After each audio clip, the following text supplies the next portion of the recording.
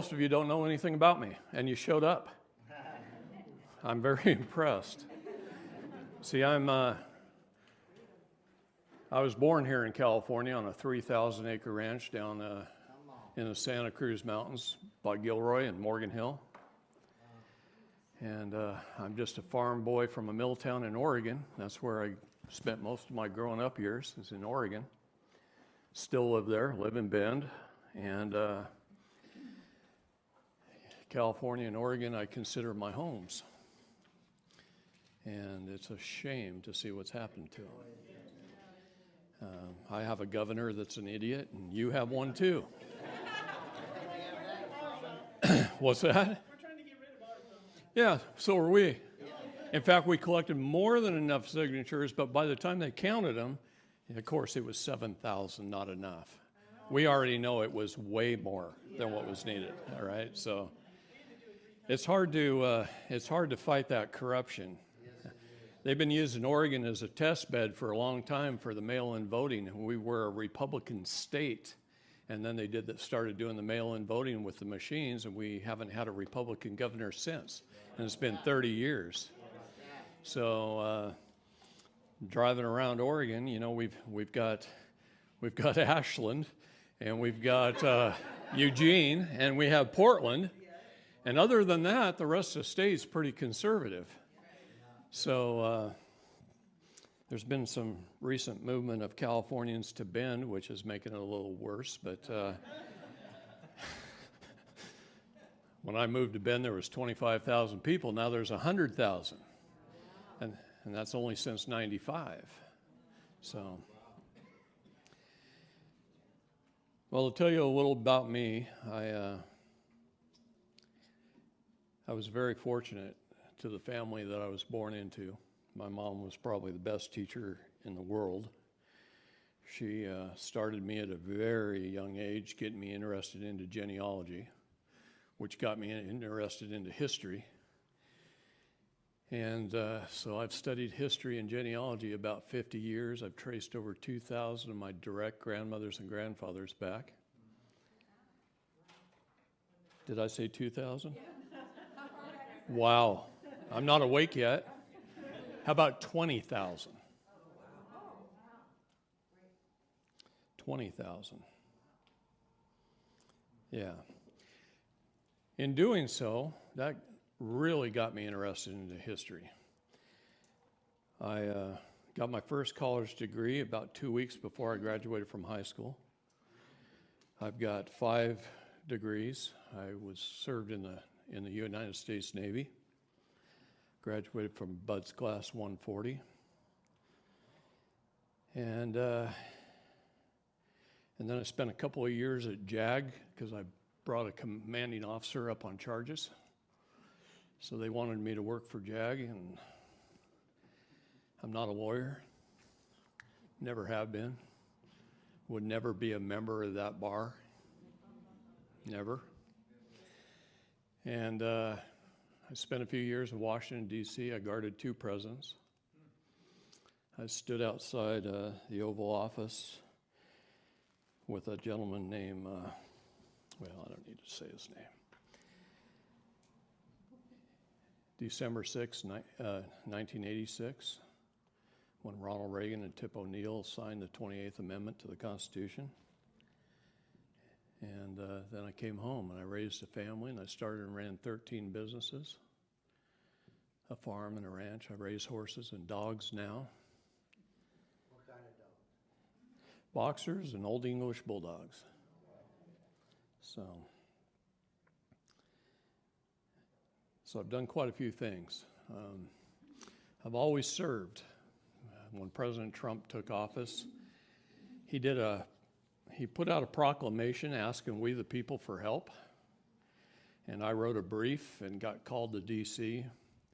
And I've served under 3 executive orders of President Trump on corruption in our judicial system and child and sex trafficking. I run a pretty good team. Since President Trump took office, we've arrested more than 15,000 traffickers. So,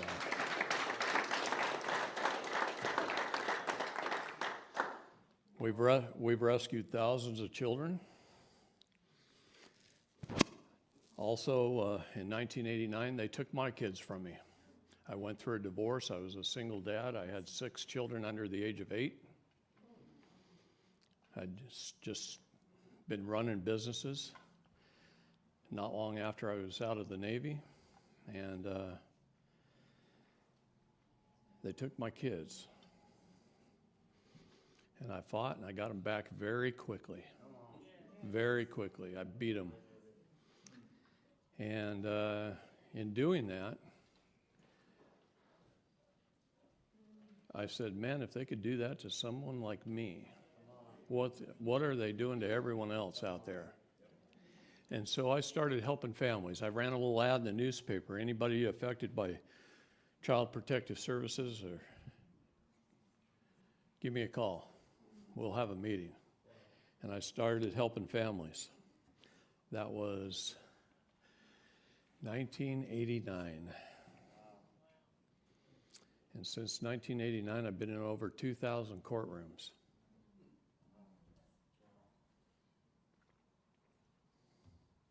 Some of those court cases my own.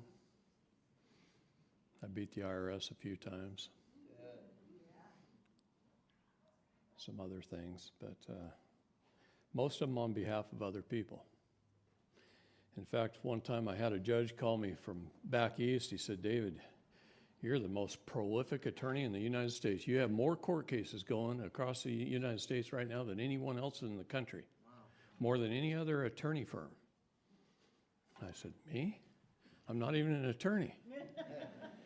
But at that moment in time, I had over 600 cases going at one time. All I was doing was helping the people stand up. They were doing all the work. You think one person can do 600 cases? Not in a million years. There's no way. But I can help you learn and help you learn and help you learn. And we can use the same documents. And that's how they figured out that it was me. Is because all the documents look the same all over the country.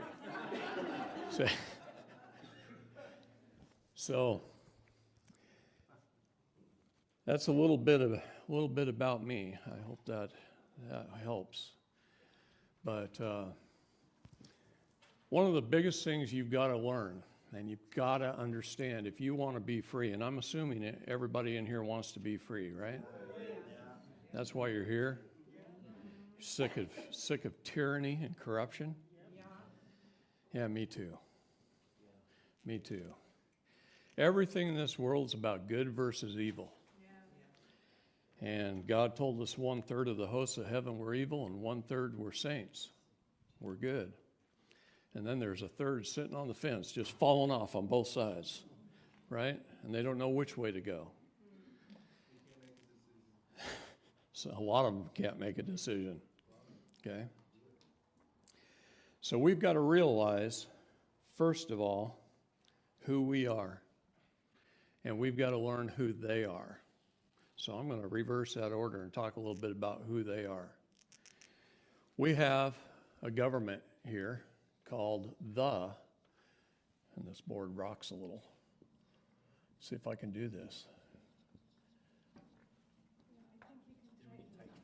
We did. Yeah, and it's still rocking. That's all right, I'll just hold on to it.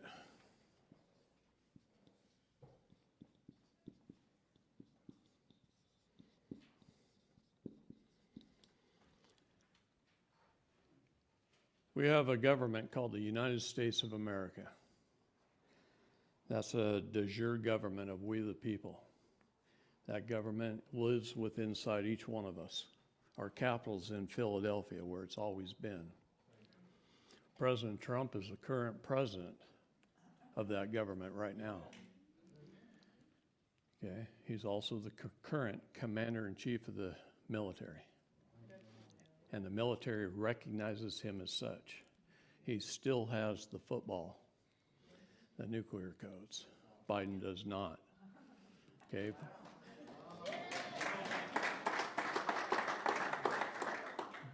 Biden thought he could get around it by putting in a new Secretary of the Department of Defense. And the sitting generals got that brand new Secretary of Defense to instantly do a 200-day stand-down order against the Biden administration. Pretty cool. See, then we have this government. It's called the United States. It could be United States of America, USA, Inc., U.S.period.S.period.A.period, Inc. It's called a variety of things. It's all incorporated. It's incorporated under the District of Columbia. The District of Columbia is owned, there are 100 shares of stock to that corporation. We only know who owns 5 of them. 5 out of the 100 shares we know the owner of. The other 95 shares are held anonymously. But all the shares from following the money are foreign owned and operated by the 13 families. Power in this country is pretty easy, in this world is pretty easy. You've got the Pindar, the all-seeing eye. You got the pyramid that's on the back of the dollar. There's 13 bricks up here, there's 300 bricks here. The Pindar no longer exists. In 2016 and 2017, President Trump took them down. Okay, the Pindar was the Queen of England, the Queen of Holland, the Vatican, and the head of the 13 families. And they're no more. Now there's still, you've got the 13 families, and I would say about half of them are on our side and want sovereignty worldwide. The other half control the Illuminati, the Bilderberg Group, Council on Foreign Relations, the 300. If I did that and I drew lines like this, I could write the name of every organization on earth on those lines. Every organization, every religion, every organization of government, I could write them on those lines. Can everybody hear me? Can everybody see the board from over there? Okay. All right. When people rise into a position of power, they get controlled.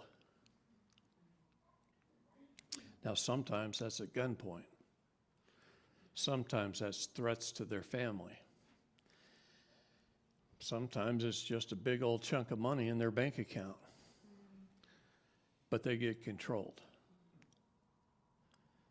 And once they get controlled, and that's in every town in America, every town. This beautiful place we have right here is surrounded by hell. I know, I've been down here many times investigating it. Okay? I can tell you some stories.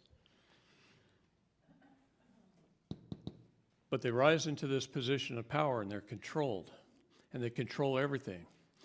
God was against 4 groups of people. Do you know who they were? In fact, Christ was a warrior against all 4 groups of people, and he called them out all the time. The bankers, the attorneys, doctors, and organized religion.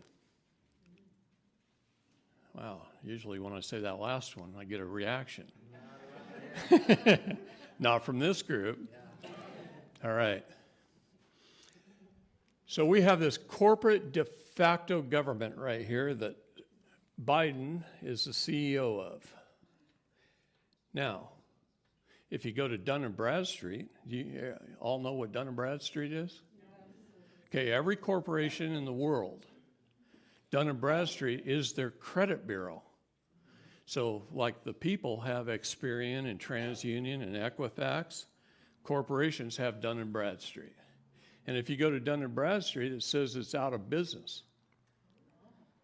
It's bankrupt. Trump dissolved it. Oh, yeah. He declared a new Declaration of Independence, which I'll read to you before the end of the weekend. Okay? And it is a bankrupt corporation. But if I owned a pizza shop here in town and I went bankrupt and I closed it down as far as the Secretary of State's business licensing department is concerned, and I just declared it non-existent,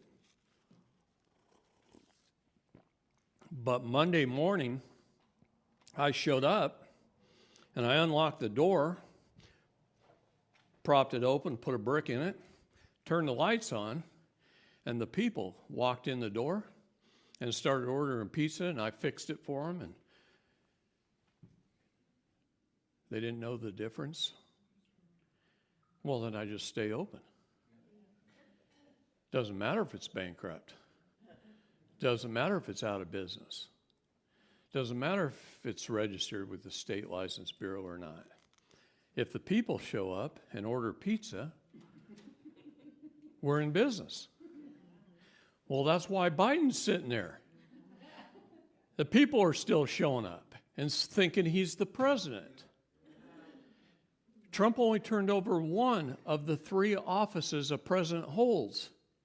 He didn't turn over the commander-in-chief of the military. He didn't turn over the president of the United States of America.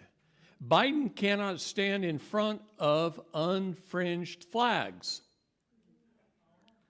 The military is turning their back on him. When I was in the military, if I didn't stand and salute a commanding officer, especially the commander-in-chief, you know what would happen to me?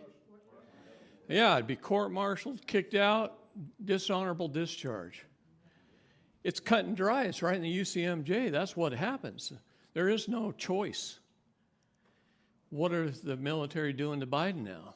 They're turning their back as he drives by in his motorcade. What's that tell you? Isn't that a big hint? They're not getting court-martialed. They're still there the next day. When you go into our military bases, you go in the admin buildings. In every single admin building, as you walk in the front door, on the hallway is pictures. Pictures of who's in charge. POTUS frame is empty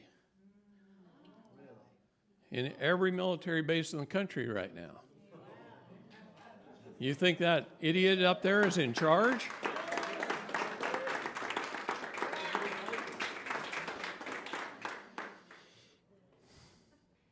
It's only because the people believe it, because they don't get it.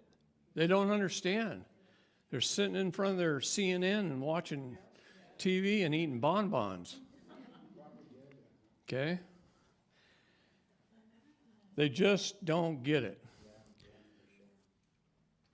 Well, my beautiful California that I was born in, they don't get it either.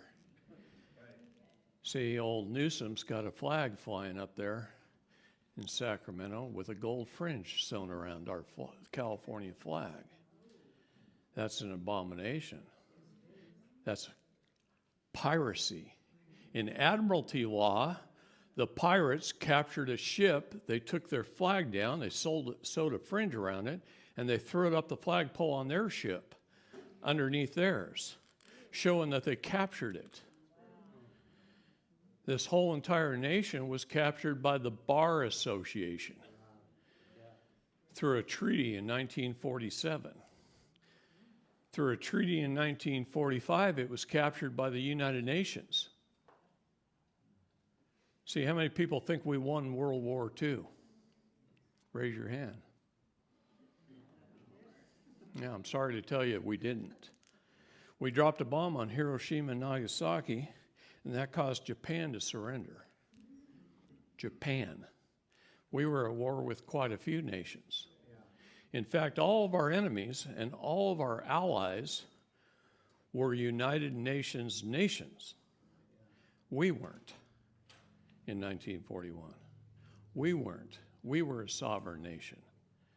So what happened? What had to happen? Japan drew the short straw, and they didn't want to. See, the UN got together with all those countries and said, we're going to go to war. We've got to drag the United States into this United Nations program. Who wants to do it? And Japan says, well, we don't.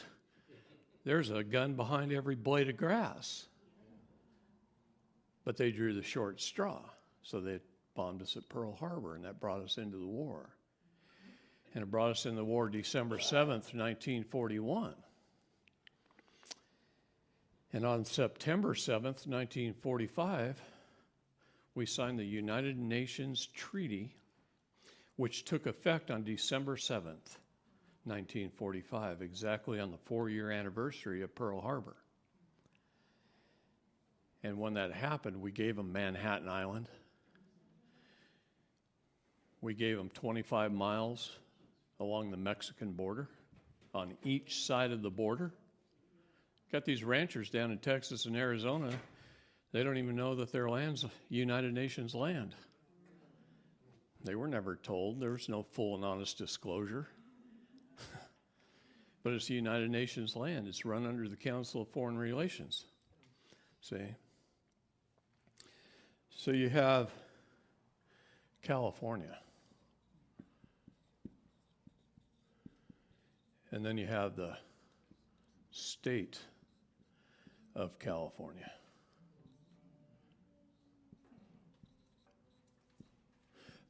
I can't hardly even write it capital. Just hurts. It's painful to the pen. It goes right anyway. State of California, a state of mind. Where's the state of California located? 44 Northwest Congress Avenue, Washington, D.C., in a file drawer. That's where its corporate charter is held. It's incorporated. They incorporated it in D.C. under the United States, Inc., under the District of Columbia, Inc., which is under the Crown, Inc. Don't blame me. Go to Illinois' website, Office of the Attorney General. Click on the History tab. It says the Office of the Attorney General of the State of Illinois was put into place to protect and uphold the interests of the Crown. All Attorney General's offices were in every state. So you don't know they stole your country from you. They stole your state from you. They stole your city from you. What county are we in? Sutter? So are we in Sutter County, or are we in the county of Sutter? What city are we in? Yuba City. Are we in Yuba City, or are we in Yuba City, Inc.? What about the IRS? Everybody likes them. Are you dealing with the IRS, or are you dealing with the Internal Revenue Service Credit Department? See, I deal with the Internal Revenue Service Credit Department. I don't deal with the collection agency that collects things called taxes. That's the IRS. I don't deal with them. They're foreign to me. Do you know you can walk into the United States Postal System, or you can walk into the United States Post Office? It's the same brick and mortar building. The post office is de jure. It's owned by us, we the people. If you send something registered mail, it goes through the post office. If you send something certified mail, it goes through the postal system. Two totally separate entities. I love my barricade.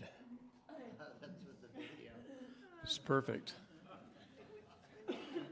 Keeps me from walking back and forth. A barricade there. Stay right here, David.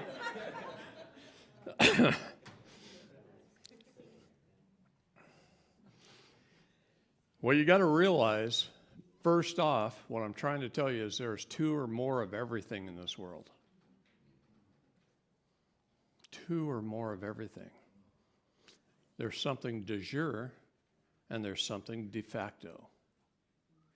De jure is what's right. De facto is without fact. Okay? What's right or without fact? What about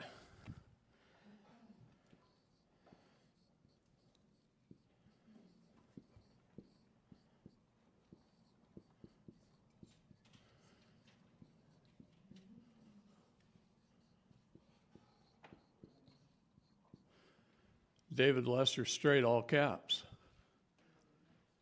That's my vessel, my ship.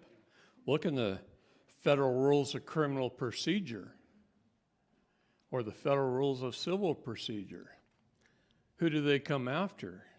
They come after my shipping company, my vessel. They don't come after the man, David Lester Straight, upper and lowercase, the executor of my estate. They don't come after that. They come after my vessel. I'm sorry, who did you say comes after your vessel? Name it. Who sends you a presentment in the mail? What did I do with the eraser? It's on the floor. It fell off. Oh, well, that's what happens. Try and shake things up a little bit. Okay.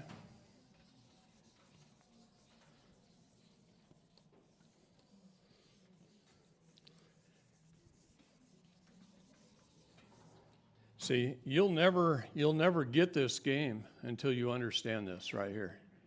You never will. You can be a patriot your whole life, and you won't get it until you understand this. So welcome new people. All right?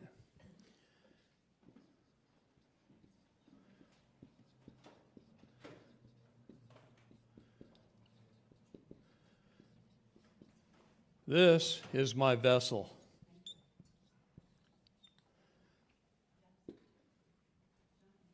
This,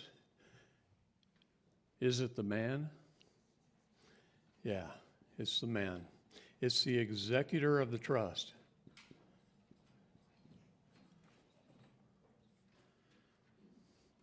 Now, if I was to throw a hyphen in here, and I was to throw a semicolon in here, and a little period, it's the living soul.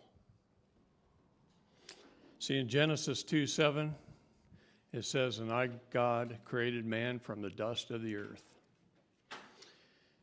And I breathed into his nostrils the breath of life, and man became a living soul."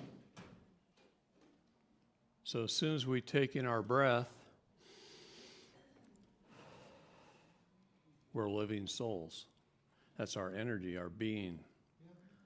The body just deteriorates and goes away. And it doesn't matter what it looks like or how old it is or anything. It's destined to die from the minute it was born. I think it's that we were alive 9 months before. The reason why I consider that most of the scripture is when Jesus, actually it was his mother, went to visit, I think it was Martha, Mary went to his sister-in-law. And had a baby left in her womb. The baby was alive. That's right. You don't think he breathed into that baby through the mother? As soon as that mother took a breath when she conceived, that put the breath of life right into the baby through the blood. Okay? Yeah, life starts at conception. All right? My point being that there's two or more of everything. Understand that. It's sometimes a hard concept to grasp because you're emotional. You take things personally. All they do is they send you something in the mail. It's got your all caps name on it, and you go, holy crap, the court's after me. No, it isn't. It's after your shipping company, your vessel. The IRS letter you got with your all caps name, they're not after you, the man. They're after the shipping company. It's a presentment. We'll get into that more later. So don't take it personal. Once you stop taking things personal, it's easy to handle. It's very, very easy to handle. Okay? When you take it personal, it's not so easy to handle, is it? Huh, Glenn? Yeah, it gets very hard to handle when you take it personal. So don't. But this concept right here is exceptionally important to learn. That there are two or more of everything. You have to think about that constantly. That's why I tell people, you send things registered mail. We'll talk more this weekend about that and why, the reasons why. One thing I want you to do is understand the diction that I'm using. Words are very important. Now, I grew up as a farm boy from a mill town. Words weren't that important when I'm talking to cows and horses. Okay? But the more I learned how important words are. See, the most misused word that the Bar Association misuses is a little word called jurisdiction. Why do I separate words? So we can break them down. Juris means right law. Right law. Diction means words. You'll look words up in a dictionary, right? So the words you use determines the right law under which you stand or are standing.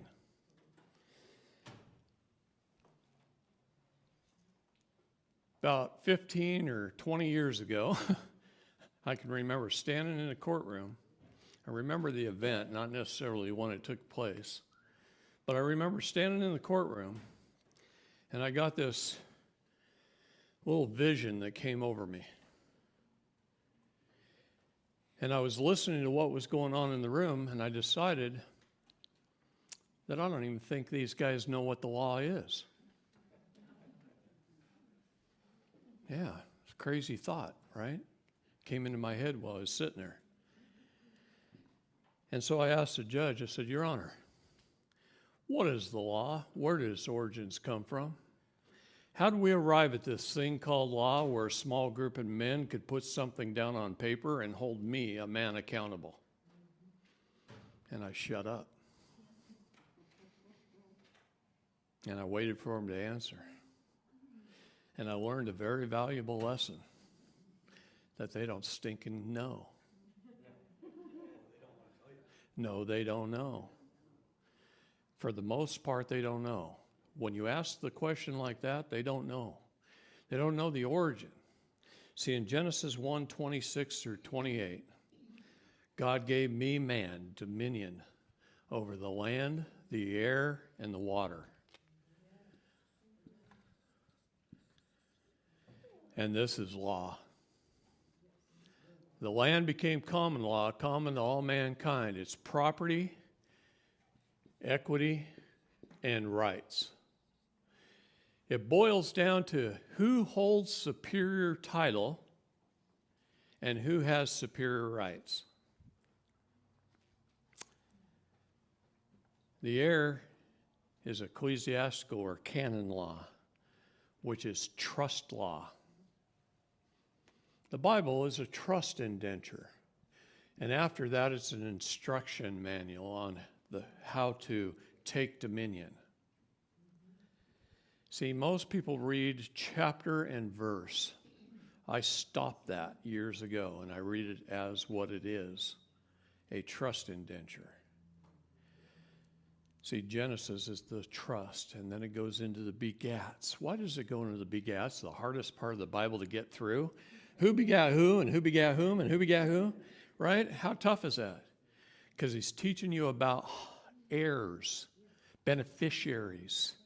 Goes on forever, it seems like. And he wanted it to seem that way. Because it's your beneficiaries forever. What is the definition of the word forever in the law? Until the end of the earth. And then there's eternity. But forever is till the end of the earth. So trusts have to have an executor, a trustee, and beneficiaries. It's the highest form of law. The air is above the land, which is above the water. Understand that. To be a fiduciary is the highest form of law. Highest form of law. The water is admiralty or commerce, which is contract law. See, all things are either held in a contract, a trust, or a title. How many people in here are homeowners?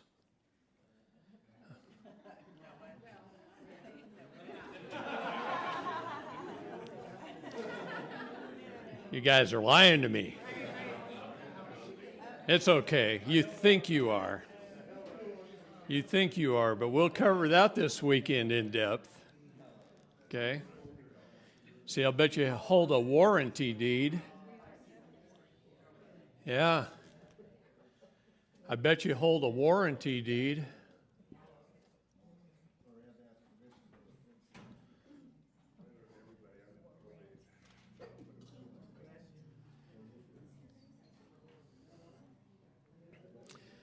A warranty deed is a declaration of war that you accept. Diction is important. They declare war on you and you accept it. Husband and wife goes by their first house. They go into the title company. They sign their mortgage documents. The title officer looks across at the couple and says, Mr. and Mrs. Smith, how would you like to hold title?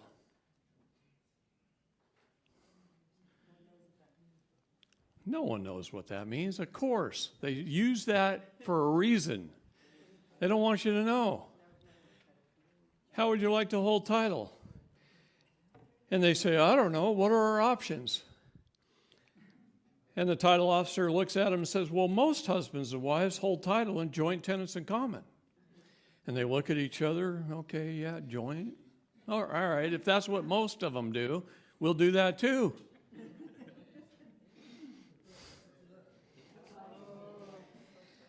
Joint tenants in common. Joint husband and wife. Tenant, renter, common, state. Joint renter to the state. How many people own their car? You lying again. Lying to me. Do you have the MSO or the MCO? Or does the state have it and you have a certificate of title? See, did you license a registration? Why? Why did you do that? Why didn't you walk into the car dealer and whip out your $75,000 cash for your brand new Chevy Silverado Duramax diesel and set it down on the table? At that moment in time, see, I owned my truck. And then the minute the salesperson said, I need another few $100 for title, license, and registration, please, and I handed over, that's when I just gifted that $75,000 truck to the state. And I gave it to him. Yeah, now I'm subject. And I just gifted my vehicle to him. That's a nice $75,000 donation for the opportunity to make a profit and incur a loss. That's what I got back. The opportunity to make a profit and incur a loss. The privilege to follow statutes. That's what I got for that. when I already had the unalienable right to travel freely upon the roadways without tax, without a license, if I would have owned my vehicle. But see, I gave up my unalienable right to travel in exchange for a privilege, to make a profit or incur a loss and to follow statute. See, the Supreme Court of the United States says this, and I'm going to rattle off a couple of cases.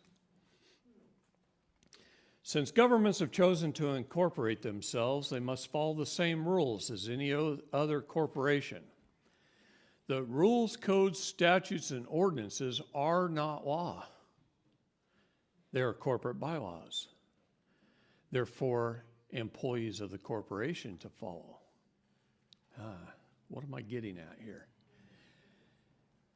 You have 3 laws, right?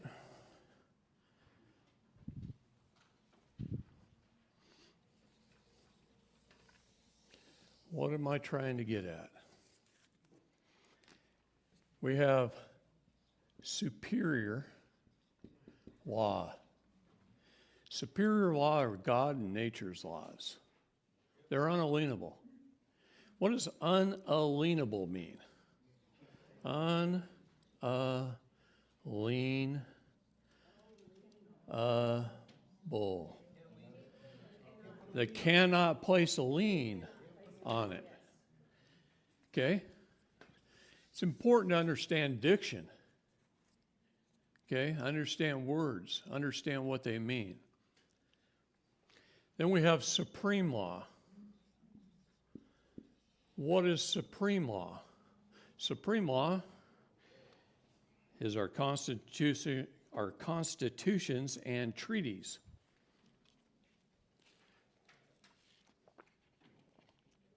But it's more than that.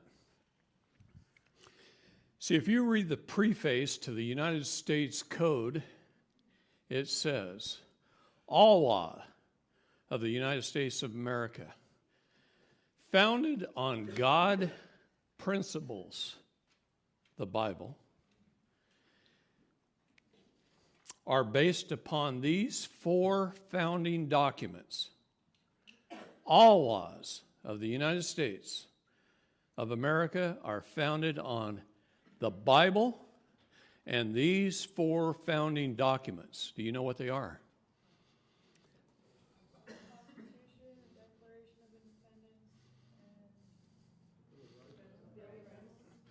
You got 2 out of 4. I heard it there for a second. All right. The Declaration of Independence. The Articles of Confederation. The first Constitution of the United States that my grandfather, Richard Dobbs Strait, signed.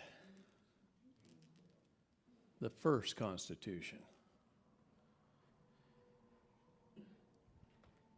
And the Ordinance of 1787, the Northwest Ordinance. All laws of the United States are based upon those 4 founding documents. I've got them all in this stack right here. They're not very thick. So could you just name them again? Because there was, Yes, I will. You bet I will. The Bible, the Declaration of Independence, the Articles of Confederation, the first Constitution of 1789, and the Northwest Ordinance. And any treaties.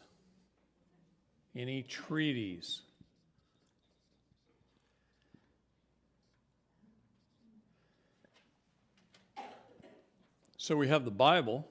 We have 4 pretty thin documents. And we have treaties. Those are the laws that we, the people, lay down. We lay those laws down, and they're permanent, and they're to be obeyed by all. That's it.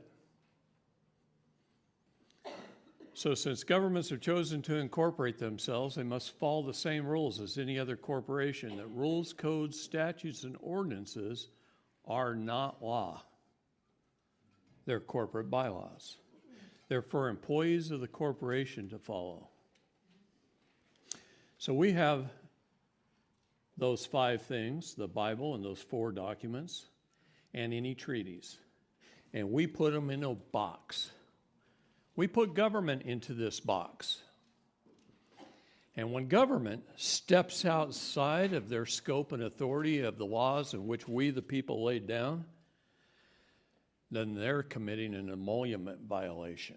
An emolument violation. Article 1, Section 6, Clause 8 of the Constitution is the emolument clause. It's using their position of power for illicit profit or gain to tax the poor, which might not otherwise be taxed. Do you know they actually put those words in there?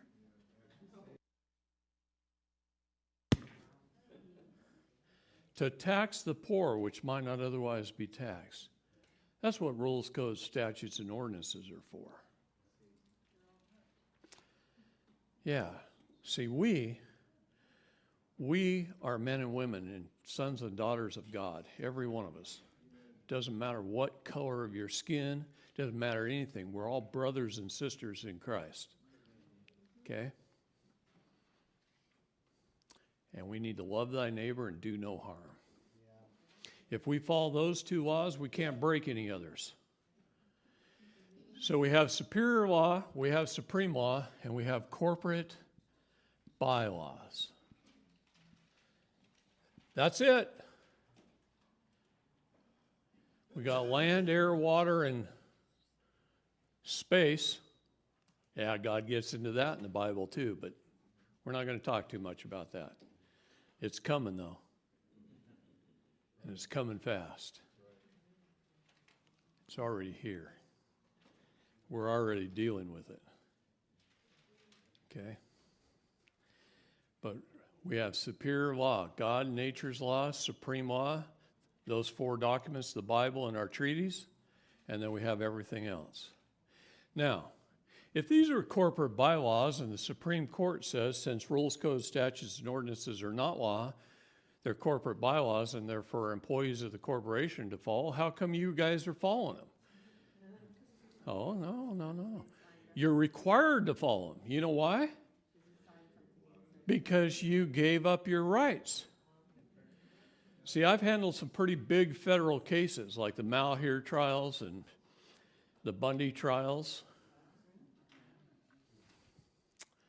Geez, it's really funny how all the people with attorneys who took a plea deal went to jail in those trials, but the ones that I made a state national caused the cases to be dismissed and everyone went home. Okay.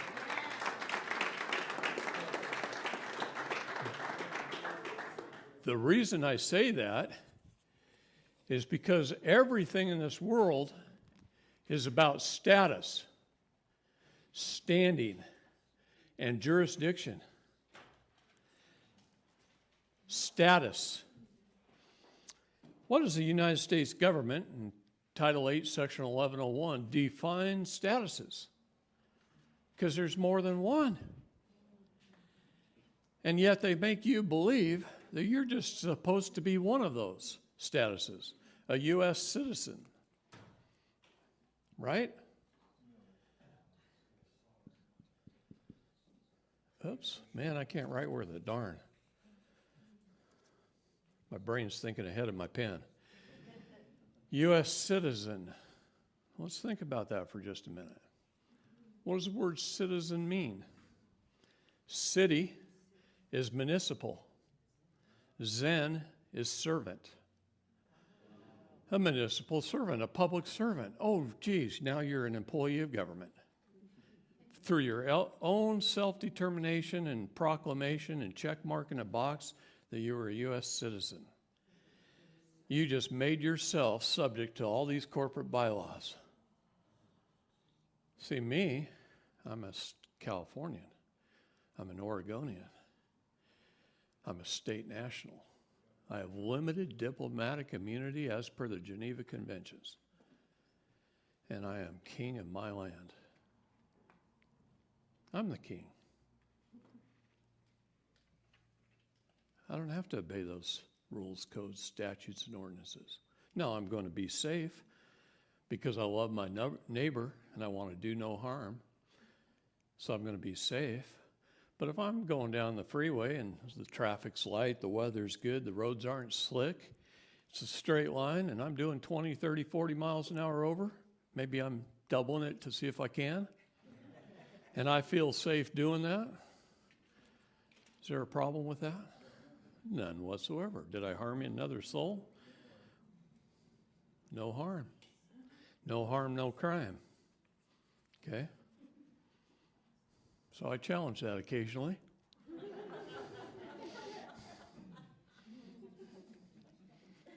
I like to go fast. Status, standing, jurisdiction. I usually do it when I rent a car. Put full coverage on it. No, I'm kidding. Standing has to be earned. Standing has to be earned. See, have you ever heard the little statement that says, all persons are equal in the law, rich or poor, black or white, doesn't matter, you're all equal. That's a true statement. It's because you're all dead. You're all dead. See, the next word here is person. Person. So look at what that word means. What's the root of person? It's purser. P-U-R-S-E-R is the root of person. Purser is an office on a ship. It's an office on a ship. It's the one responsible for the port taxes and bills of lading, the supplies of the ship. He is the signatory officer. He must sign for everything. You take a cruise ship out of Tampa and you go down to the Bahamas, and before you get off the ship, the purser gets off the ship. And he runs to the port authority and he pays the port taxes and fees and orders supplies for the ship. And he writes the checks, and he is responsible. And if he screws up, he can be held in debtor's prison. Yeah, look up the word purser in Wikipedia dictionary. I don't care. It'll tell you this. See, the problem is we went to kindergarten through 12th grade and we weren't taught anything. How many law classes did you have kindergarten through 12th grade? Wait, what? None? And yet, since the moment you turned 15 years old and you got your learner's permit that you didn't even have to get, you've been involved in the law? Wasn't it a government-controlled, government-funded curriculum? Government-taught teachers? And you've been dealing with the law every day of your life, and they didn't want you to know. See, that's a realization I came to. They just didn't want me to know the law. They didn't want me to know the law because they wanted me ignorant. And when I'm ignorant, they can tax the poor, which might not otherwise be taxed, the pauper, the ignorant pauper. So you better wake up and right now and realize that you're not supposed to be ignorant of the law. Okay? Now here's another one that they get you. Do you own residential property? Do you check mark the box, I'm a resident? Do you fill out your mailing envelope when you mail a letter to your grandmother that you're filled out with the CA and the zip code? Oh, geez. Will you knock that off, please? I'll teach you this weekend how you should be writing it. Oh, it doesn't take much. It doesn't take much to turn over jurisdiction to them. So status, standing, and jurisdiction is everything in the law. This is everything in the law. And yet, you weren't even taught there was different statuses. Why do you think it was so hard to arrest Hillary Clinton? Because she's a state national. President Trump's been a state national since 2008.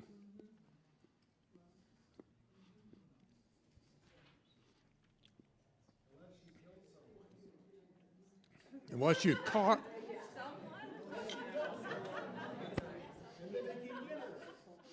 I lost it there.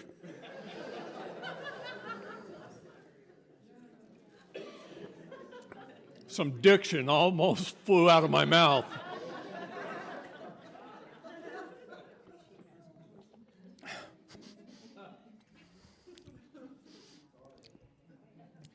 Resident,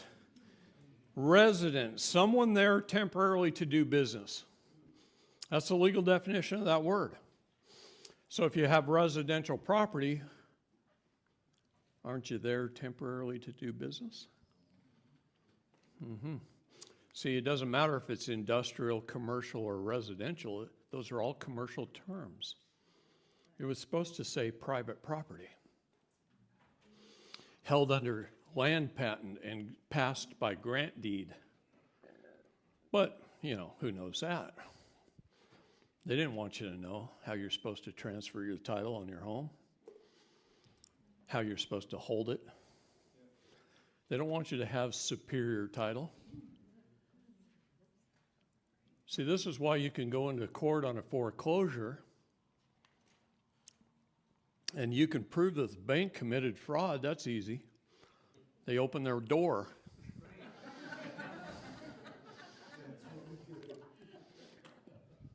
Now, we prove fraud all the time with a bank.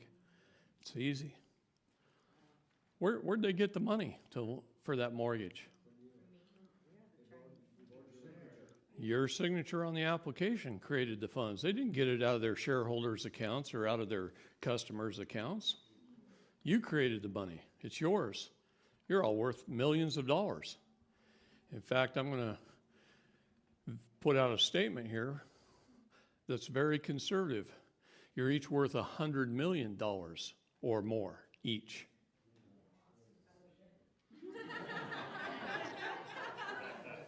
Stick around. Stick around, I'll show you. See, if you're claiming to be a citizen, a person, and a resident, well, then you need CPR because you're dead.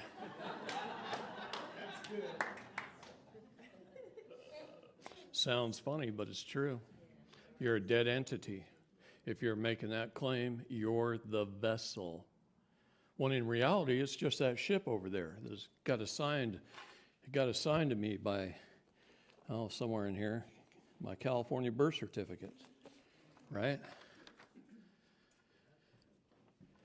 Copy of my birth certificate. See, this birth certificate has a bank name right down here, little tiny letters. It's on bond paper. It's got a CUSUP number. A CUSUP number is a Securities and Exchange number regulated by the Securities and Exchange Commission. Okay? I was bonded. I was insured for my shipping company that they created in my all caps name. See, my mother, she signed off as an informant. Do you know what the legal definition of the word informant is? Okay.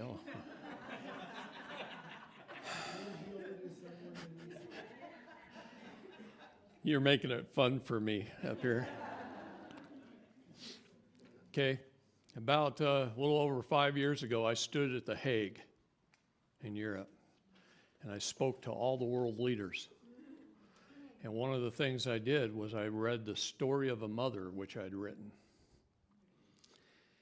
And they came up to me afterwards and they said, David, this is the most important story that any man, woman, or child on the face of the planet should know. But don't tell it. Well, you don't tell me not to tell something. So here I am. Okay. A mother, 9 months pregnant, walks into a foundling hospital. No, it's not just my chest slip got caught on my belt. And I'm not pregnant. A mother 9 months pregnant walks into a foundling hospital. See, that word foundling, did they teach you what that meant? See, foundling means a safe place to abandon a child. See, they had to create a series of acts of Congress between 1905 and 1935 in order to create this system of slavery that we're under. The 13th Amendment to the Constitution freed the black slaves, and the 14th Amendment to the Constitution made all of us slaves. They didn't do away with slavery. There was no slavery emancipation. They just freed one group of people and then made us all slaves. Every single one of us are slaves. And we're slaves of the worst kind. We're that unknowing slave. The one that has false beliefs that we're free. And there's nothing worse than having a false belief. Because when we have a false belief, we're in Babylon. And we're commanded to come out of her, O ye Babylon. What does that mean? Think about that while I'm talking. Okay? Come out of her, O ye Babylon. That means we have to develop our status, our standing, our jurisdiction. We got to take dominion over the land, the air, and the water, and even space, so that we can follow God's laws. That's a commandment. He commanded me, man, to take dominion over the land, the air, and the water, and everything therein. Over my life, over my family, over my beneficiaries, and their beneficiaries forever. Forever, he says. It's until the end of the earth. That's a long time. We don't know when that day comes, right? But it's an awfully long time. And that's my responsibility. Whew, he could put a pretty heavy load on you, right? All right. But here we are claiming that we're citizens, personal residents, so that we can sit firmly in Babylon. How tall is the Washington Monument? How wide is it? Washington Monument, Washington, D.C. It's 666 inches wide at the base, 6,660 inches tall. Okay? Go to Google Earth. Look down on our Capitol and you'll see the owl. Look down on top of our brand new federal courthouses and you'll see that they're a ship at a dock. Even the grass they're putting in waves. They're not hiding anything. Everything is in plain sight. It's right there in front of you. And you just go about your daily lives with blinders on and you don't see a dang thing. See, I was taught in the military to see everything. On the way down here, I saw dogs running out in fields and deer laying down under trees and stuff that nobody else going down that freeway sees. I see everything. If it moves, I've seen it. If I catch it out of the corner of my eye, I've seen it. I'm very aware of what's going on around me. That's a trait that must be learned by all of you so that you see what they're doing. Okay? Open your eyes. Stand up. Make a stand. President Trump told me to be hard on my people. Every time I give a seminar, be hard on them. I did 32 seminars last year. Went to D.C. 6 times. And that doesn't include the missions I had to go on as well. And he said, be hard on your people. And I'm doing a seminar every week. I'm home on Tuesdays. But he says, be hard on my people. I love you all. You know how hard it is for me to be hard on you? But I'm going to do it. See? Because if we're not strong, we'll be taken advantage of. That's right. Not only that, we're in the time of the Great Awakening. Okay, September 23rd, 2017, an event occurred at 4 p.m. that was registered at 4 p.m. on that date, no matter what country you were in. So as the earth spun, the event occurred. And every country recorded it. The two women in the red dragon. We saw it everywhere. NASA recorded it here in the United States. And that was the beginning of the Great Awakening. That's when the Eye of Horus opened. Okay?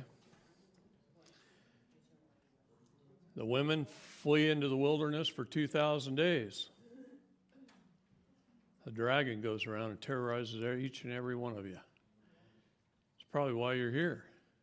See, they terrorize you. In some way, they've touched your life. And that dragon is tempting everybody. And he's doing it in mass. They called it a pandemic, but you know,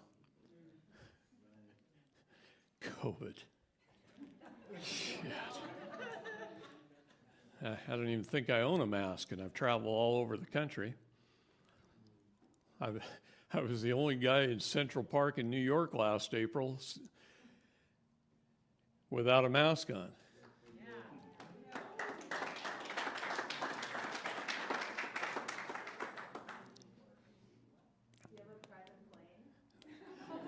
I do not. But I was smart enough to sue the airlines first. I just sued all the airlines first.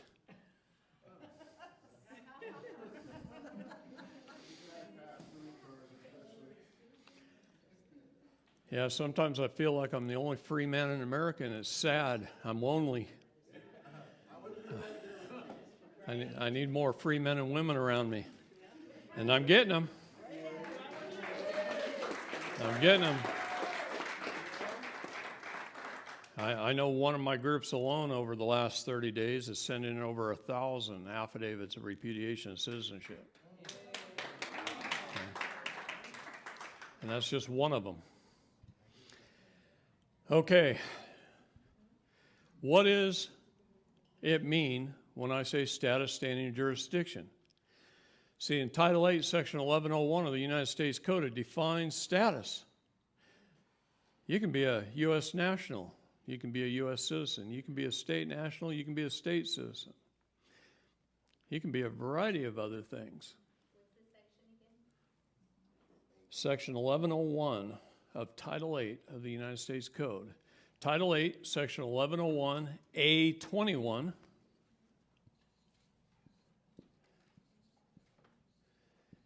Is a state national.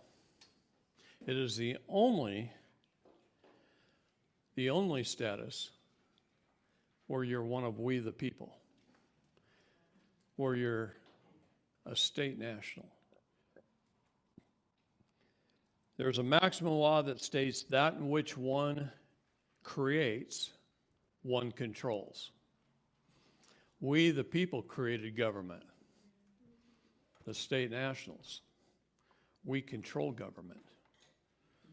You guys are voters. I'm an elector.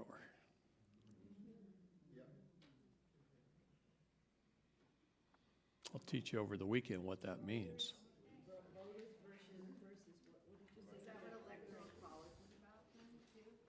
No, it's better than that. It controls the Electoral College. Okay? An elector, you're a voter. Voters vote for their master. Electors elect our representatives. There's a big difference. That's why you're stuck with Pelosi and Newsom. Oh, and Kate Brown. Oh, gosh. We love Kate, right? All right. Standing must be developed. It doesn't occur. You ever seen a dead deer on the side of the road? Well, what happens when you get the next dead deer? He's just as dead as the last one. But what happens when a deer gets hit and he's lying there and all of a sudden he stands up and he runs into the forest? He's free. See, then he's alive. Probably a bad analogy, but that's what happens. See, that dead deer, he threw this off, and he decided to get rid of it.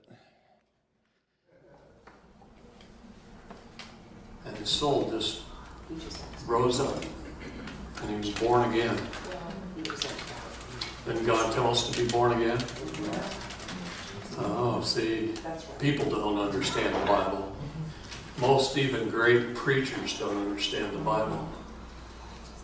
They don't. They quote chapter and verse. But they don't understand that that's what that meant.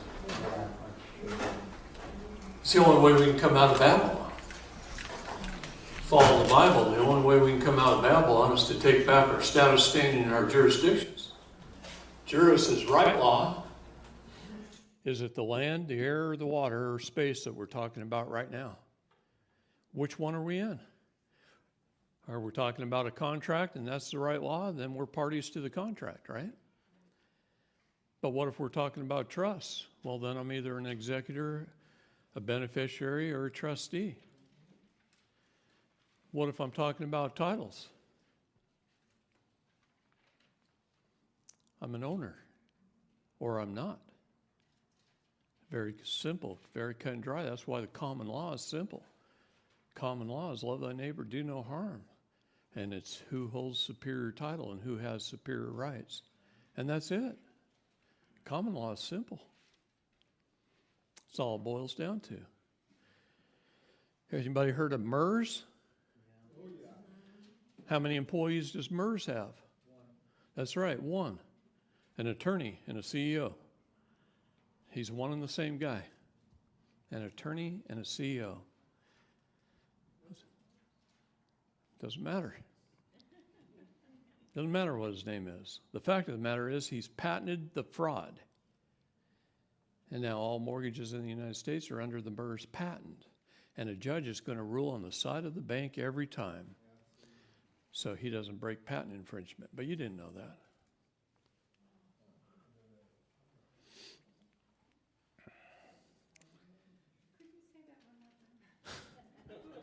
Which part? So is it every patent is under that code? No, MERS patent is the fraud of mortgages. It's patented. Everything's patented. How many people in here are married? Yep. We'll talk about that in a minute too.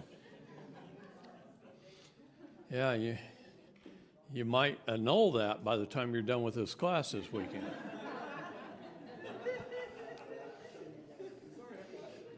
I don't.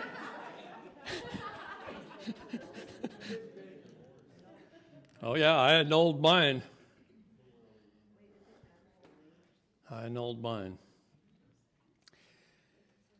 If you don't understand this about law, you're going to get taken advantage of. If you don't understand this, how it relates to status, you're going to get taken advantage of. To have standing is to be sui juris of one's own rights. That's the highest form of law, to be the fiduciary. Say that again. To be. We're going to be here a long time if I have to keep repeating myself. Okay. That last sentence, that word about jurisdiction. To be sui juris. Sui juris. S-U-I-J-U-R-I-S. To be sui juris of one's own right. To be a fiduciary is the highest form of law. The air is above the land, which is above the water. And space is even above that. Oh yeah, there's another dimension. And it's coming. It's already here. We have help. Okay? And it's glorious. And this is the most exciting time to be alive that you can possibly imagine. Once you know what I know, the things that I know, it is an incredibly exciting time. Energies are coming together like you wouldn't believe right now. And every one of you vibrate at one of three frequencies. Understand energy. Energy is your soul. Okay? Our bodies don't matter that much. And it's happening. And it's nice for me. Because I love seeing the dominoes fall. Oh man, every few hours, it's hard to even keep up. It's just like they're just kicking them over, and it's nothing can stop it. Nothing. Yeah. When you stop watching the news and you stop listening to uninformed people, and you get your information right out of the horse's mouth. How many people have heard of Q? How many people believe in Q? How many people do not believe in Q? Okay. What is Q? The QAnons sure don't know. Oh, no, I went to the first Q reunion barbecue and I was asked to speak. And I watched all these Annans speak, and I'm going, holy crap, they're stupid. They don't know nothing. They don't have a clue who Q is. What's that? Distraction from spiritual warfare. Baloney.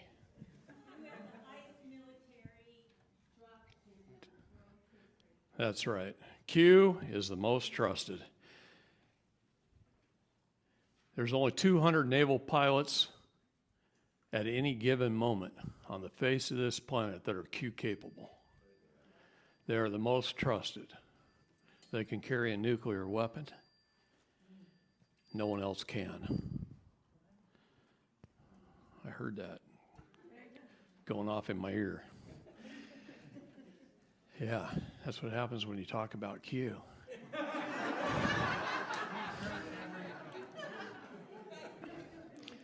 Q is 6 military intelligence agencies led by the President of the United States of America. And a very, very special man that is helping, who currently serves as the Vice President of the United States of America.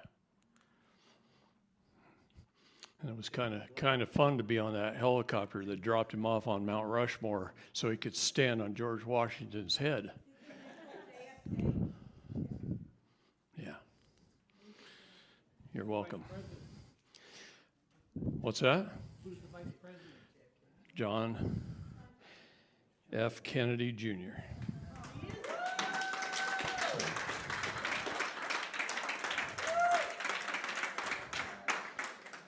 I got the privilege of being on Don Jr.'s helicopter with Gene Ho.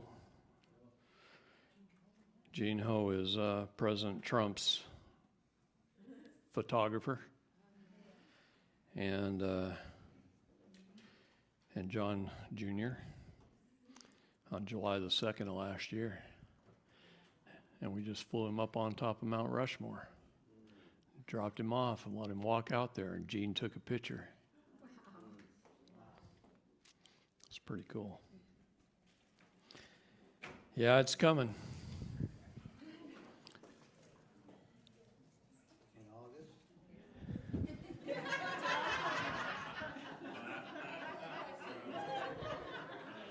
I knew somebody was going to try and put a date on it. You know, I'm a make crap happen guy, and there's nothing harder in the world for me. When they give me an assignment, I go get it done, and I get it done quick. And there's nothing in the world harder for me than drawing those date lines in the sand, because that's not what it's about. It's not about a date line. It's about a series of events that have to take place. And those events are taking place, and it's been kind of fun to watch them take place, but at the same time, it is so hard for me. I have drawn so many lines in the sand. I called Don one day and I said, get it done. I can't take it anymore. You either get it done or I'm going to go get it done at 2 o'clock in the morning. and we'll take care of it. Just give me immunity.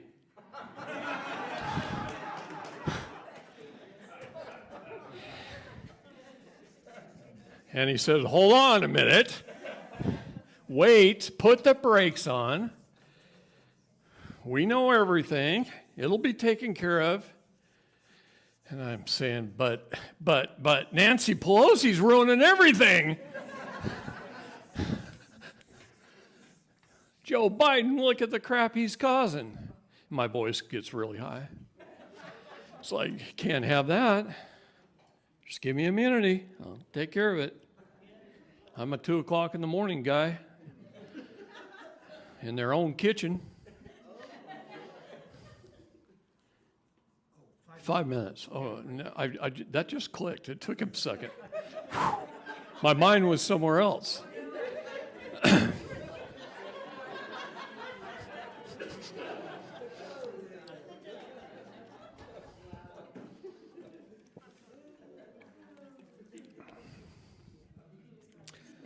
Yeah, look at me close. I've got the battle scars to prove it.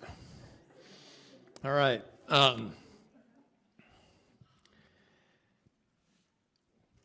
If we don't know who our enemies are, do you think the Navy SEALs go into an event without having plan A, plan B, plan C, without knowing who their enemy is, what kind of weapons they have, what beaches they're fighting on? How many people have been into court? Okay. I'll pick on you for just a minute because I love you. What was your judge's name? His name was Alejandro Manuel Almon. Was he married? I do not know that. How many kids does he have? No kids. You know where he lives? No, sir. You don't know what kind of car he drives? He tell me to go and be verified, so I've been checking. I know. So I've been checking to see where. Yeah. So far, nothing's turned. Not even his barcode. I've never been able to find his barcode. Oh, I could find stuff. Okay.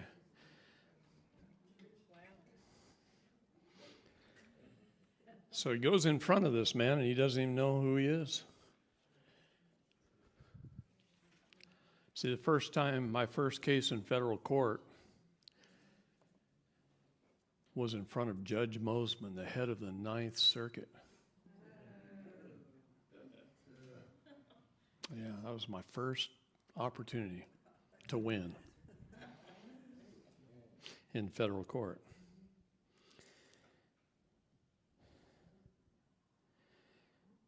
And it was very interesting. I was representing this gal named Jamie, a little old grandmother who had 10 kids, who didn't do what they said she did, which was 4 felony counts of fraud. She didn't commit fraud. My God, not even close. But see, I met her after her trial. After her trial. She had already been tried by a jury and found guilty of 4 felony counts of fraud and was facing 20 years. And I met her the week after her trial. I want you to understand how important this is. She'd already been tried in federal court and found guilty by a jury and was facing 20 years.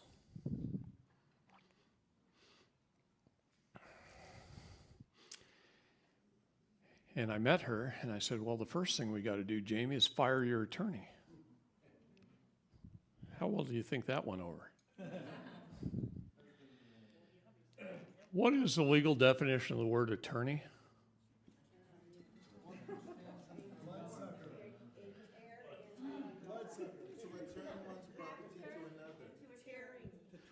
An actor to a turn. The definition of an actor is someone who gets up on stage and lies convincingly enough to make you believe in the character and the plot, to make you a believer that he carried out that role, right? Like Tom Cruise and never mind. An attorney, right? To a turn is to steal from one and turn over to another. So if an actor is a liar, and to a turn is to steal, he's a liar and a thief. And you wonder why Christ warned us about him in the Bible? And yet, where do you run as a citizen, person, or resident?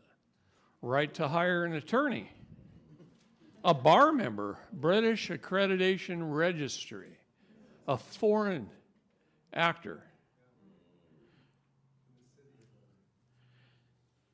You run to a foreigner, a guy that was supposed to register under FARA.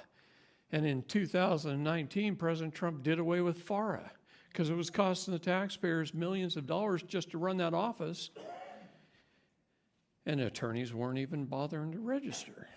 Nobody was registering. So he says, why do we keep the office open if no one's going to use it? Those guys have nothing to do. They're in the back room playing ping pong. So why keep it open? So President Trump eliminated it. I'm going, don't eliminate FARA. Let's find a way to force them to register.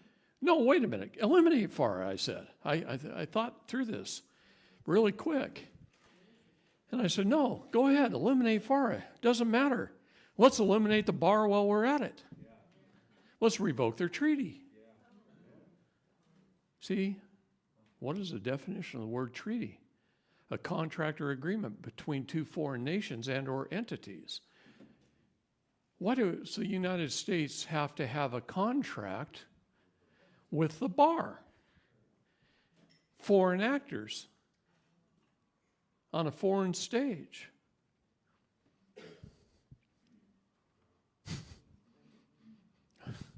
See, they didn't want you to know this, right? This is truth. They don't want you to know truth. They want you to run down and hire an attorney to represent you because you're a minor. Oh, yeah. You're a minor, every one of you. See, who can an attorney represent? An attorney can represent a minor, an entity, someone incompetent, someone infirmed. There's nowhere there that says they can represent a man or a woman. Nothing in the law. In fact, the law says they can't represent a man or a woman. They can't represent someone sui juris. So you're an incompetent minor. How's that feel?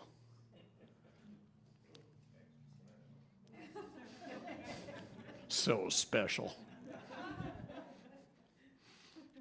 All right.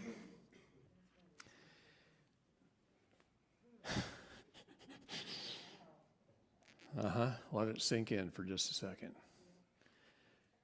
See, the legal definition of the word minor is somebody under the age of 18 or someone of any age who hasn't claimed their minor estate.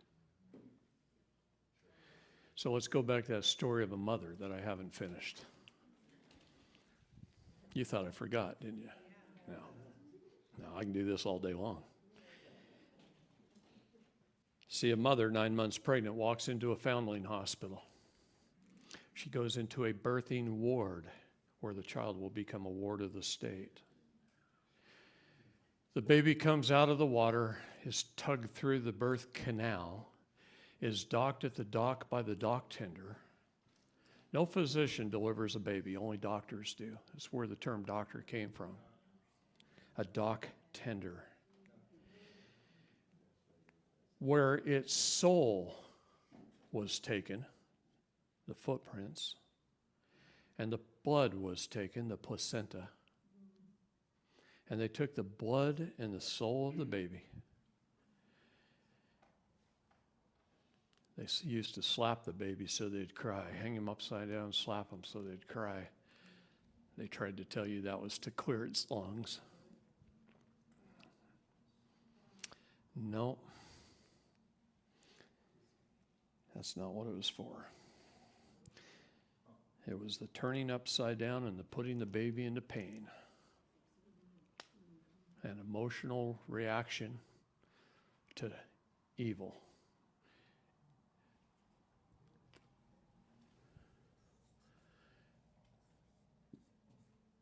Evil puts a mirror up to righteousness, and it turns things upside down, backwards, and inside out.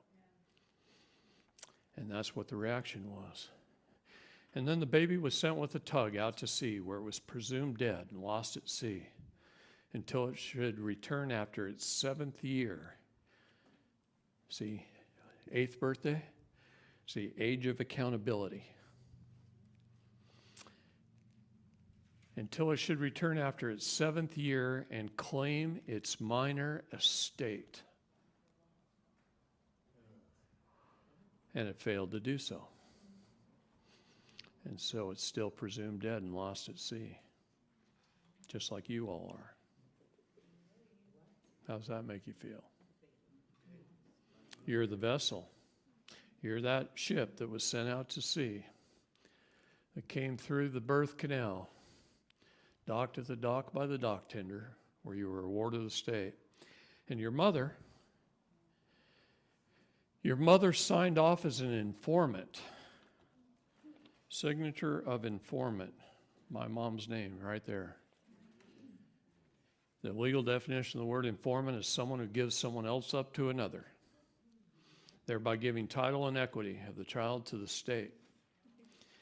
This creates several things.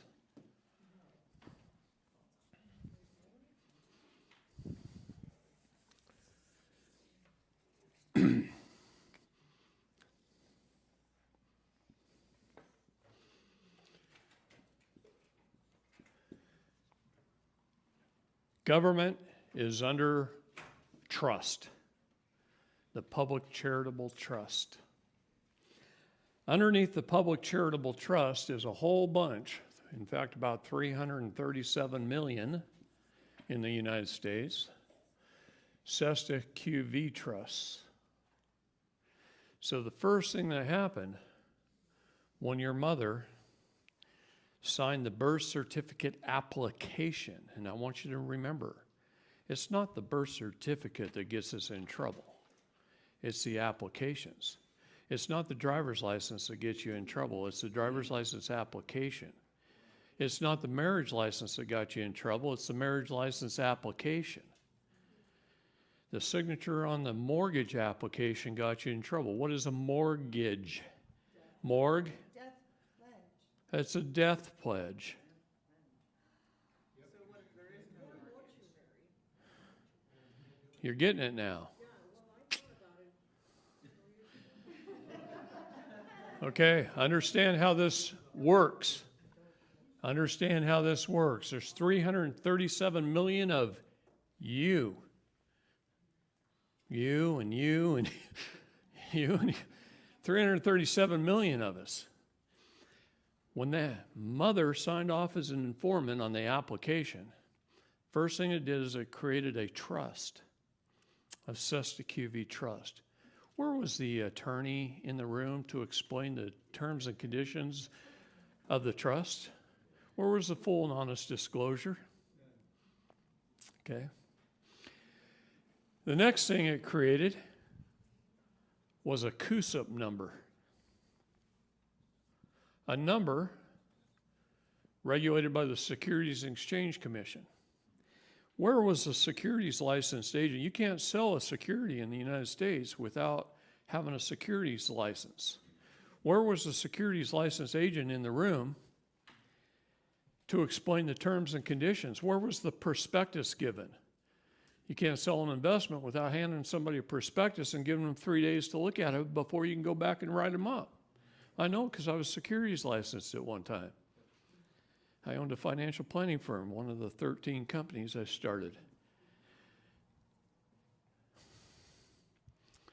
So a CUSIP number was created, regulated by the Securities Exchange Commission. A bond was issued. Oh, so let's talk about this.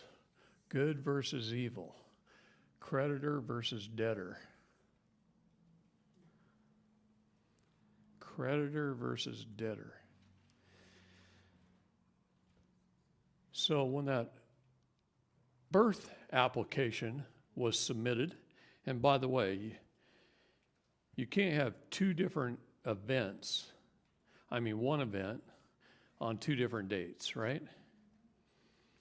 Then how come it says I was born on April 20th, but I was registered on May the 3rd? Yeah, because that's the date the vessel was created. It was May the 3rd.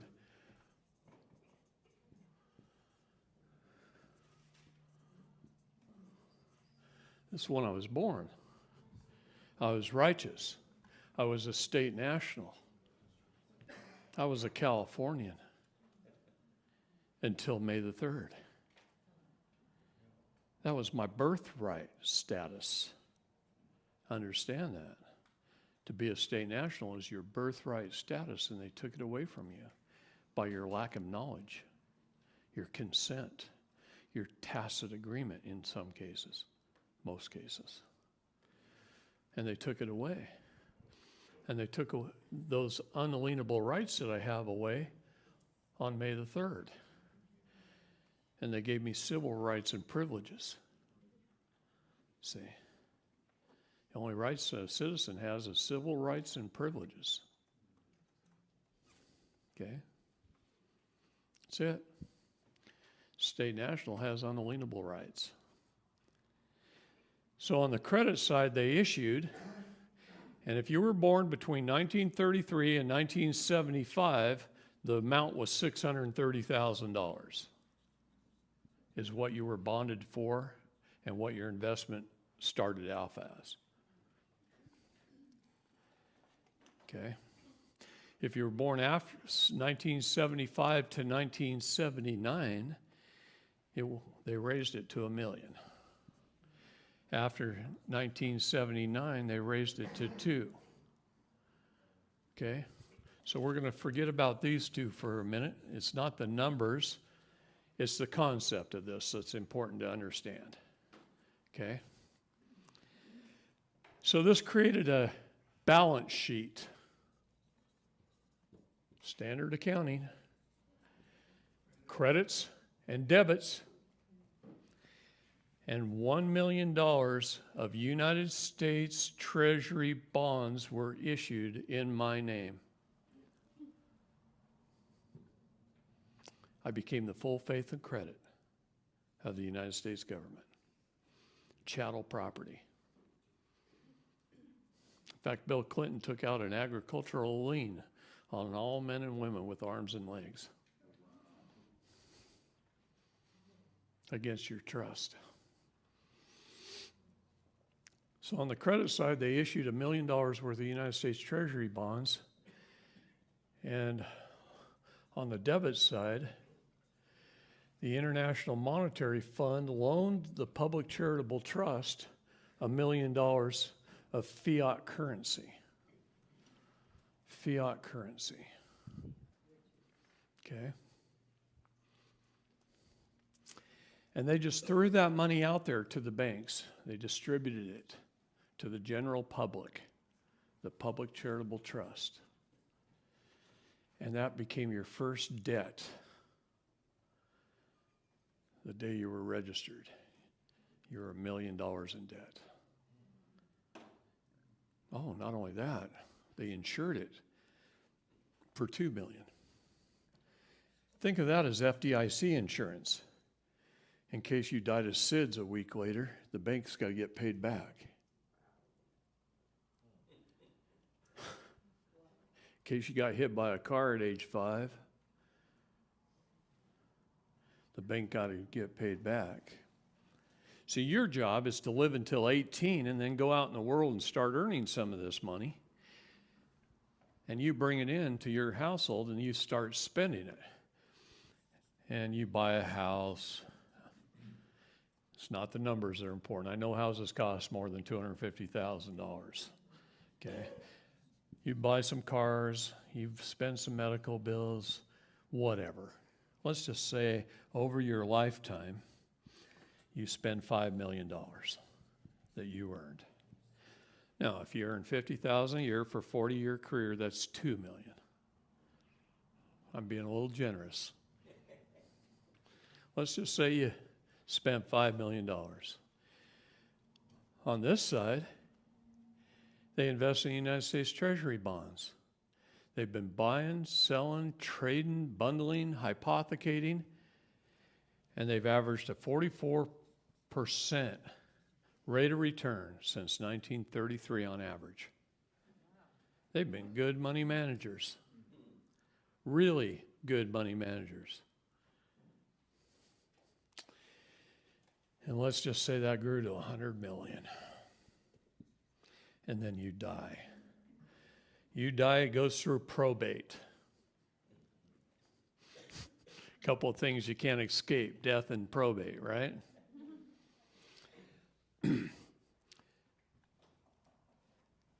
You spent all this money, your lifetime, with fiat currency.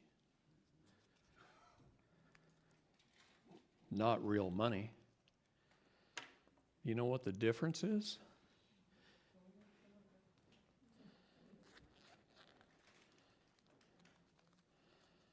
This is legal tender.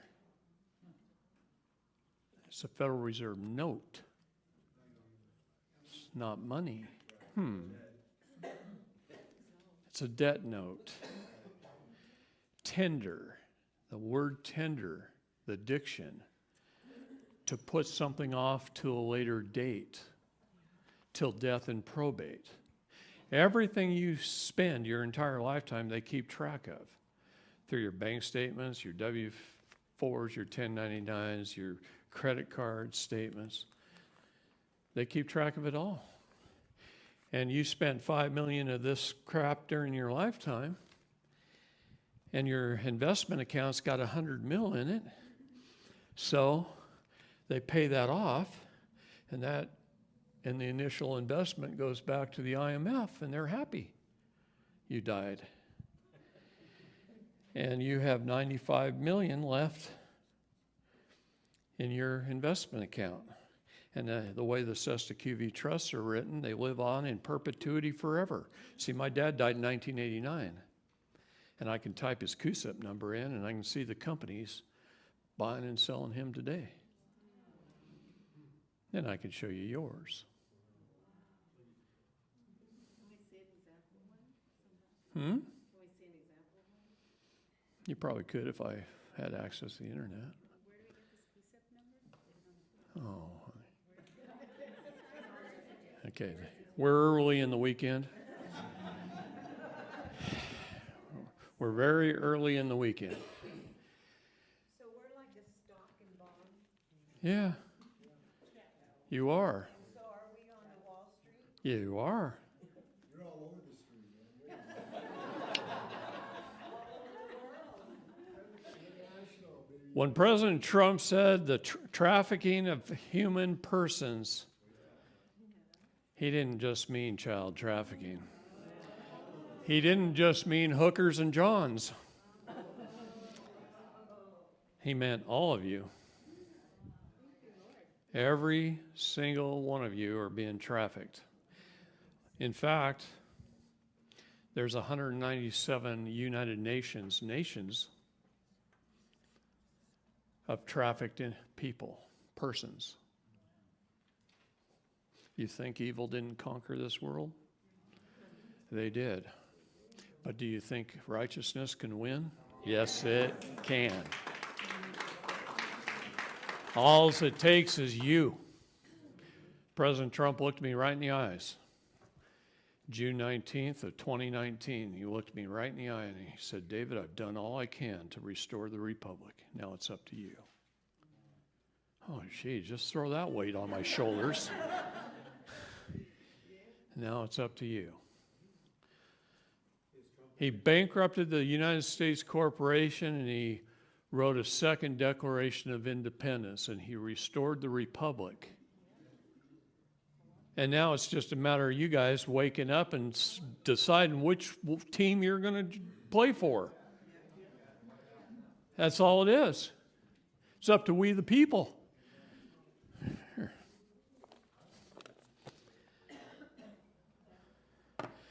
This happens to be the Declaration of Independence, the Constitution of the United States of America, and the Oregon State Constitution.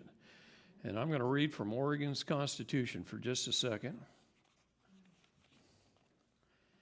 And Oregon's Constitution is not much different than California's, and it's not much different than any other state. Thank you for telling me that. Who spouted that off? You beat me to it, Christo. He's a righteous man. Article 1, Section 1 of almost every state constitution, and I've read them all, says natural rights are inherent in the people. We declare that all men, when they form a social compact, are equal in right, that all power is inherent in the people, and all free governments are founded on their authority. The people's. We, the people, lay down the law. And when government steps outside the scope and authority of the law in which we lay down, they're committing a felony. They're committing multiple felonies. Not only emoluments violations, which are incredibly powerful all on their own, but they're committing capital felony treason against we the people. See, in the Constitution of the United States, we put the United States government in a box, and we contracted with them to provide us 19 essential governmental services and no more. And it's the and no more that's very important. Okay? 19 essential governmental services and no more. Didn't say a dang thing about free phones and health care. Nothing like that. We needed the United States government. I'm not anti-government at all. Don't get that screwed up. I am for government, but I'm for anti-corrupt government. I want them put back in the box. I want them to provide us with the 19 essential governmental services we agreed to pay for and no more. That's it. That's all our federal government's there for, is to provide us with an army, to protect us from foreign invasion. It's to protect our life and our liberty and our pursuit of happiness. It's for our general welfare. It doesn't mean welfare. They have no right to give us welfare like that. In fact, President Ronald Reagan said it really well. He said the object of any welfare program is to eliminate itself. In other words, to make sure there's no need for it, that the people don't need it, that they're healthy, that they're earning their own living, that they're prosperous, that they're happy, and then they don't need welfare. The object of welfare is to eliminate itself. Does that mean we don't give people a helping hand? No, we give them a helping hand, a hand up, not a hand down. Yeah. Church's job for welfare, not the government. That's right. You're exactly right. Thank you. All free governments are founded on their authority and instituted for their peace, safety, and happiness. And they have at all times a right to alter, reform, or abolish the government in such manner as they think proper. See, we the people have power. Power you can't even imagine. God said, I am the King of kings. He didn't say I'm the king of slaves.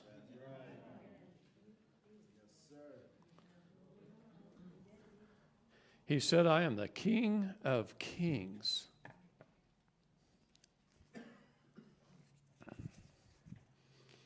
So I'm going to challenge you something.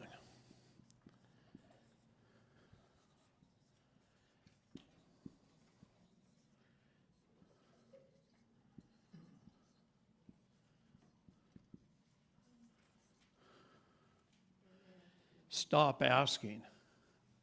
You don't ask permission. I don't ask permission. I don't say, can I come in there if I put on a mask? I say, I ain't putting on no stinking mask. And there's no law that says I have to.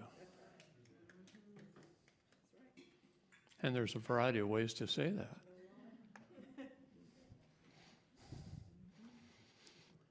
Make sure you know a few. 5 minutes? I think our 5 minutes is up. You did that exactly 6 minutes ago. So how about we all take a break?